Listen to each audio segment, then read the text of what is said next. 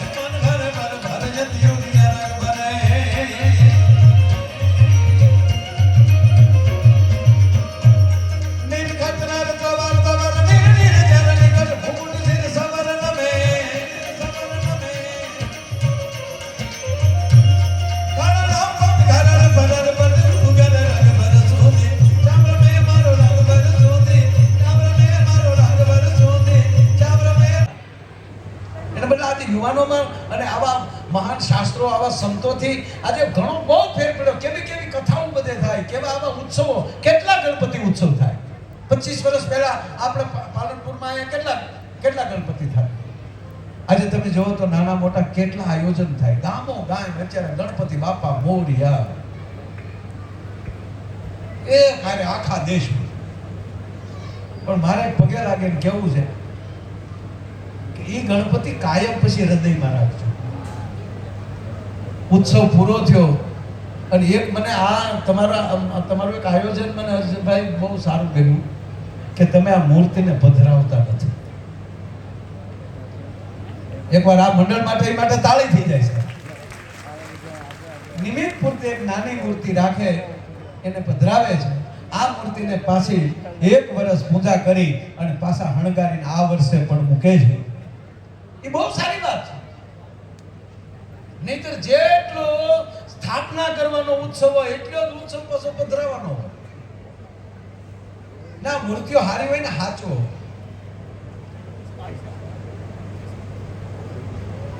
મુહૂર્ત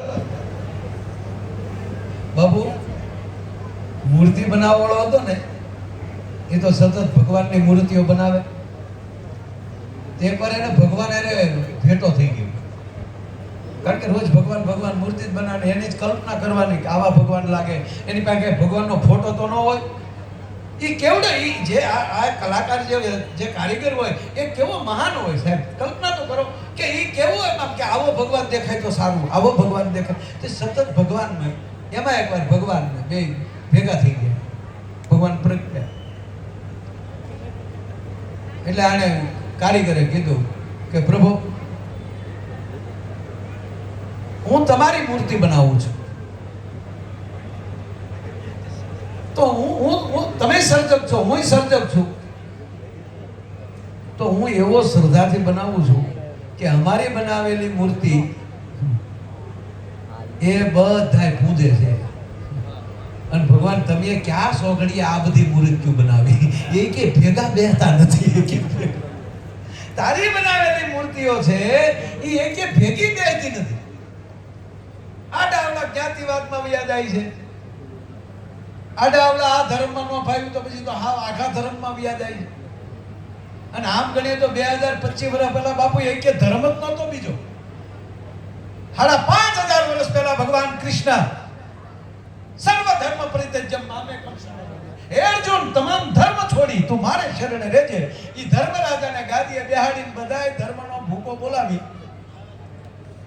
અને સનાતનની સ્થાપના કરીને નારાયણ વયો ગયો. તો એટલું નહીં, ધર્મરાજ યુધિષ્ઠિરને ગાદીએ બેસાડીને ભગવાન કૃષ્ણ કહે છે, હે યુધિષ્ઠિર, હવે એક પણ રાજા નાનો નહીં, તમામ સાથે સંબંધ લઈ લે. જ્ઞાતિ તોડી નાખી. હેડંબા સાથે ભીમને પણ આવ્યો, કોઈ જ્ઞાતિ જ નહીં બીજી. નાગલોકમાં અર્જુનને પણ આવે, કોઈ જ્ઞાતિ નહીં. સાહેબ આપણે 5,500 વર્ષ પહેલા ભગવાન. હવે ફરીવાર આવા મહાપુરુષોની હાજરી છે. કહું છું બાપ, હવે જ્ઞાતિ જાતિના વાડા મૂકો, હવે ગુજરાતી બનો. ભગવાનને થાવું જોઈએ મારી બનાવેલી મૂર્તિઓ હવે બરાબર ખીલી છે. મને ક્યારેક ક્યારેક એ આવે બાપુ આ પ્રાયશ્ચિત થાય છે ને એને આપને માર નાખે. ભૂકામ નીકળી જવા જોઈએ. આપણે જાય તો આપણે એમ થાય ગંગાએ કેટલું માણા આવે, પણ આવે શું કામ? હું તો ગંગાએ બેઠા બેઠા એમ કહું હાલે રે તમે એના અમારા તો બાપુ પરબારા પૈસે જ જવાના. આ વખતે હરિદ્વાર ગયો ને ગંગા ડૂબકી મારી તો ગંગાજી બોલ્યા. આ વખતે કોને ટિકિટ લઈ દીધી?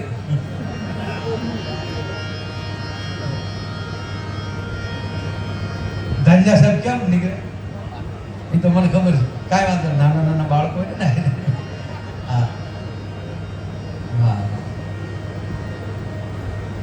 આજે ખૂબ દરેક અધિકારી શ્રીઓનો ફરીવાર આવી હાર્દિક એકવાર તાળીના ગરડાથી વધાવો સાહેબ. તમને અધિકારીઓ પણ સારા મળ્યા, ધારાસભ્ય સારા મળ્યા, ધારાસભ્ય બધાય, પણ આવા હારા સભ્યો ઓછા હોય. હા, સરળ સ્વભાવ. હું એકવાર એરપોર્ટ મળ્યો ને એકવાર અહીંયા બીજી વાર મળ્યો. એકવાર અમે એરપોર્ટમાં ભેગા થઈ ગયા અને મને આરો એવું છે, હું એકવાર મળ્યો ને મને ભૂલાય નહીં, હારા માણા હોય તો. એટલે ખૂબ સરસ વાત છે. અમારા ગોહિલ સાહેબ અહીં ઉપસ્થિત છે, 2 ગોહિલ સાહેબ.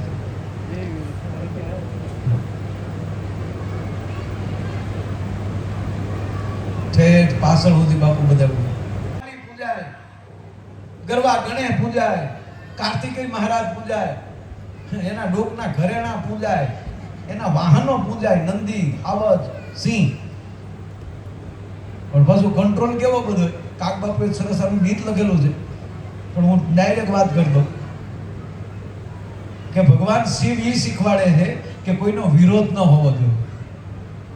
જે હપીન રહે ને એ આખું ઘર પૂજાય. હાલો, સાપને ને ઉંદરને ગમે ભેગું થઈ શકે? તો ભોળાનાથની ડોકમાં સાપ, ગણપતિનું વાહન ઉંદર, રહીને ભેગા. સિંહ અને નંદી ભેગા રહી શકે? નંદી અને હાવજ ભેગા ન રહી શકે, પણ માનું વાહન સિંહ છે, હાવજ છે.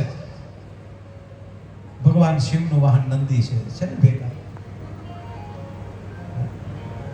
તો આ બધા જો ભેગા રહેતા, તમે આવા વિચારવાળી વ્યક્તિ જો ભગવાન મહાદેવ કે ભેગી થઈ જાય ને, તો એનોય આખું ઘર પૂંજાય. ભલા માણા આ તો હવારમાં ભેગા હોય ને હાજે રિહાઈને બેઠા હોય.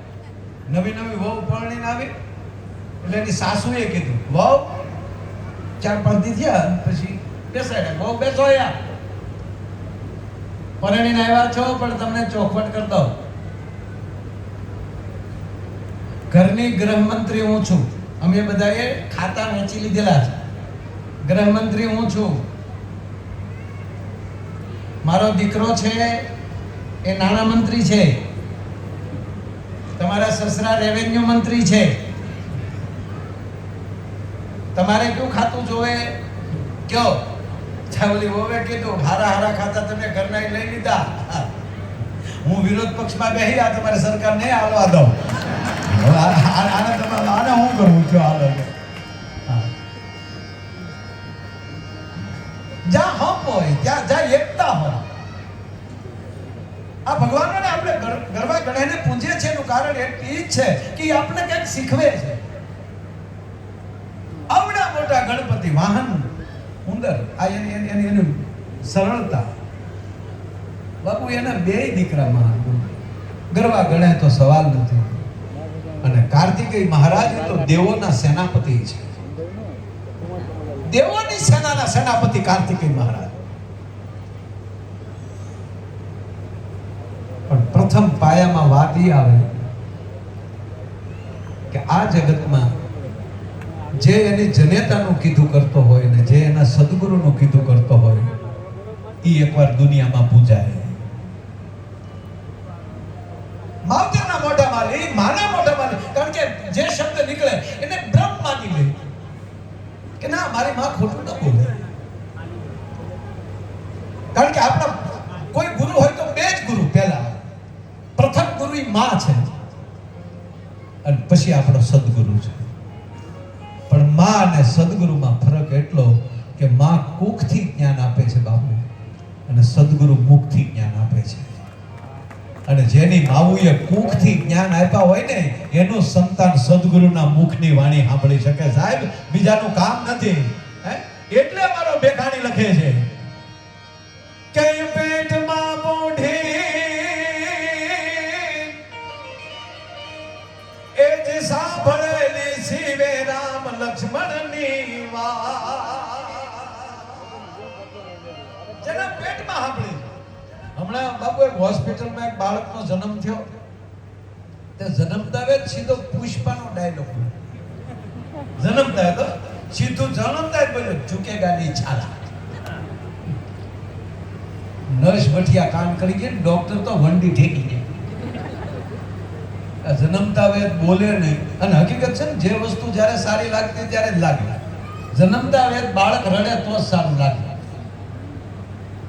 અધિકારી નરમ નો હોવા જોઈએ અને ડોક્ટર ગરમ નો હોવા જોઈએ. આ બે બેઠા છે, અધિકારીઓ છે ને ડોક્ટર બેઠા. અધિકારી નરમ નો હોવા જોઈએ, ડોક્ટર ગરમ નો હોવા જોઈએ. અધિકારી જો નરમ હોય, રિવોલ્વર રહી ગયું હોય, સ્ટાર લાગી ગયા હોય હાથમાં, અને હાથમાં માળો બેર ખોલીને નીકળ્યા, શ્રી રામચંદ્ર કૃપાળુ ભજ મનોહરણ ભવ. ના એ ઘીરે બધું. અમુક ને જાહેરમાં સાહેબ 1 લાકડી જીકો ને તમારી 1000 માળા ભગવાન લખી. આ નરું સત્ય. એને કઈ એની માળા એ જ એની માળા. એટલે અધિકારી નરમ નો હોય, નરમ પહાણ ન થાય સાહેબ. એ પોલીસ સ્ટેશને જાય ને ઓલા ફટાકથી નામ સાહેબ મારે અને સાહેબ કે નહીં ધીરે ધીરે ખોટા બૂટ નહીં તોડવાના. નામ કરીને ને પહોંચ્યું ના, એ તો ફટાકો જ બોલવાનો. અને સાહેબ પછી ઓફિસે બેસીને બોલે કે ગઈ નાઇટમાં કોણ કોણ હતા ને રાતના કેટલા લાવ્યા છો? કે જી સર 5 જણા જ લાવ્યા છે. ક્યાં રાખ્યા છે? કે લોકઅપમાં. ના ના ના, લોકઅપમાં ના રખાય. કહેવામાં આવે છે.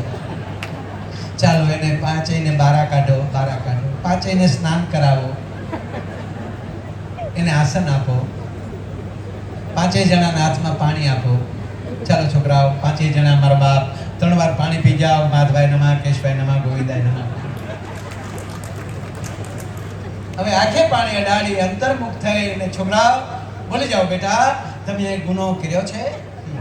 હવે આમ માને આત્માને પૂછતોય બીજે જાય ખરો. ઈ તો પગના તળિયા પડે ને ફાટવા અધિકારી નરમ ન હોવા જોઈએ, ડોક્ટર ગરમ ન હોવા જોઈએ. ડોક્ટર બીજી માં છે. સર્વસ્ત શરીર જોવાનો અધિકાર કોઈ પાસે હોય તો એક ડોક્ટર ને બીજી માં ને.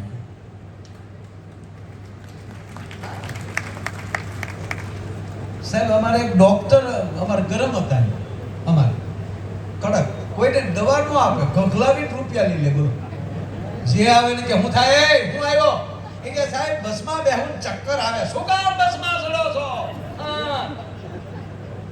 બસમાં નહીં બેસવાનું, દમખરિયામાં ચડી જાઓ, છત્તા હાથીમાં બેસી જાઓ. લાઈવ ડોટ છો, નીકળ આટલો સટકો. બીજો આવે, એ તને શું થાય? એ કે સાહેબ ઘઉં વાળું ખાવ ને પેટમાં દુખે. શું કામ પણ ઘઉં ખાવ છો? દુખે જ છે પેટમાં તો શું કામ ખાવો જોવે? ઘઉં નહીં ખાવાના, મકાઈ ખાઓ, ચણા ખાઓ, બાજરો ખાઓ. લાવો ડોટ છો, નીકળ. દવા નો આપો, આમ ગગલાયું. એક જણો રોજ આ ચિત્ર જોવે. રાતે પાણી વાળતો હતો, ડોક્ટર મગજમાં સીડ્યા. પાવડાનો હાથો બાવળનો બઠ્ઠો હતો. એ પાવડો છૂટો કર્યો ને એટલો હાથો ખંભે લીધો અને હવારના પરમાં હોસ્પિટલે. ડોક્ટર કહે, હા શું થાય છે? એ કે સાહેબ 2-3 દી એમ થાય, કોકને 1-2 નાખો. ડોક્ટર કે નાખવા જોવે, લાઈવ 150 એક આઈડિયો 300. ડોક્ટરને 4 નાખ્યા. બોલો, ડોક્ટર સીધા કોમામાં. 4 દિવસે ભાનમાં આવ્યા ત્યારે એટલું બોલ્યા કે વિજ્ઞાન જાથાવાળા હારા પણ પાવડાના હાથાવાળા નો હારા. એમ જે વસ્તુ જ્યારે સારી લાગતી, બાળક જન્મતા વેત રડે તો જ સારું લાગે. હશે સારું જ છે, હસવું સારું છે, પણ જન્મતા વેત બાળક હસી હોય તો હું એનું ગામ મૂકીને વયો જાય, કોણ આવ્યા ભૂતના પેટનો. એ રડે ત્યારે સારું લાગે. અને વચ્ચે કહું બાપુ કે જે રડવું આવે છે એનું કારણ એ છે બ્રહ્મની હારેલી શેડો કપાય છે, નાળ કપાય છે. એટલે અને બેઠેલા માણસોને વિનંતી કરું કે નાળ કપાણી એને યાદ રાખી અને પાછા સદગુરુને યાદ કરી અને એ નાળ પછી બ્રહ્મ હારે કેમ જોઈન્ટ થાય એ મહેનત ચાલુ કરી દેજો. જિંદગીમાં વાંધો નહીં આવે. ભલામાં બસ એ નાદ થાય, નાલી નાભીમાંથી નાદ થાય. સદગુરુ શીખવાડશે. તેમાં બાળક રડ્યોય નહીં, હસ્યોય નહીં અને સીધો બોલ્યો. પુષ્પનો ડાયલોગ. તા તો નશના હાથમાં પડી ગયો, તા તો બેડ ઉપર બેઠો થઈ ગયો, જન્મતા જ બેઠો અને નશ સામું કર્યું, ચૂકે કે નહીં ચાલા. અને પાછો બેઠો બેઠો કે બ્રાન્ડ હે બ્રાન્ડ. સંશોધન કર્યું ત્યારે જાણવા મળ્યું કે આ છોકરો પેટમાં હતો ત્યારે એની માએ 45 વાર પુષ્પ જોયું. હા, માટે પેટમાં પોઢીને હાંભળેલી શિવે રામ લક્ષ્મણની વાત રે, બાપ રામ લક્ષ્મણની વાત. બહુ છે.